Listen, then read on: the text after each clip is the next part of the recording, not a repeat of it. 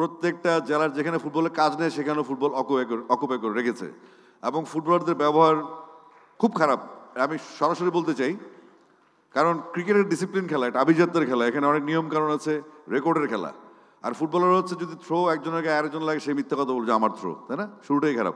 সম্প্রতি বিসিবি পরিচালক হওয়া সঙ্গীত শিল্পী আসিফ আকবরের এই মন্তব্যের জেরে ক্ষোভে ফুঁসে উঠেছে দেশের ফুটবল। সামাজিক যোগাযোগ মাধ্যমে সমর্থক থেকে সাবেক ফুটবলাররা সবখানেই উঠেছে প্রতিবাদের ঝড়।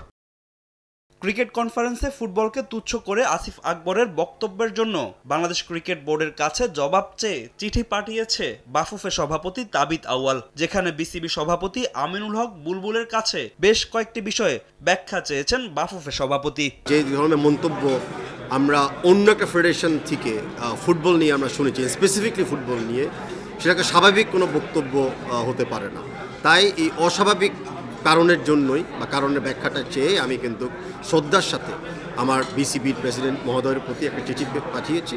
এটা একটু অপেক্ষা করি যে নিশ্চয়ই কোনো একটা উত্তর আমরা পাবো। কিছুদিন আগে একই প্রোগ্রামে পারস্পরিক সৌহার্দ্য বজায় রাখার অঙ্গীকারবদ্ধ হয়েছিলেন দেশের ক্রীড়াঙ্গনের বড় দুই প্রতিষ্ঠানের কর্ণধাররা। তাহলে এখন কেন এমন রেষারেষি? তবে বাফুফে বস বললেন বিসিবি থেকে উত্তর এলেই হবে সমস্যার সমাধান। আমি আশা করি ওই চিঠির উত্তরে আমরা অনেক ক্লারিফিকেশন পাবো। যখন আমরা একটা ক্লারিফিকেশন পাবো বা বিসিপির অফিসিয়াল স্ট্যান্স আমরা জানতে পারবো, আমি বিশ্বাস করি সেখানে আমরা একটা সমাধানের পথ খুঁজে নিব। আমরা সবাই খেলোয়াড়, আমরা সবাই ক্রীড়াবিদ, মানে আমাদের সকল ফেডারেশনের দায়িত্ব হলো ঐক্যবদ্ধ থাকা।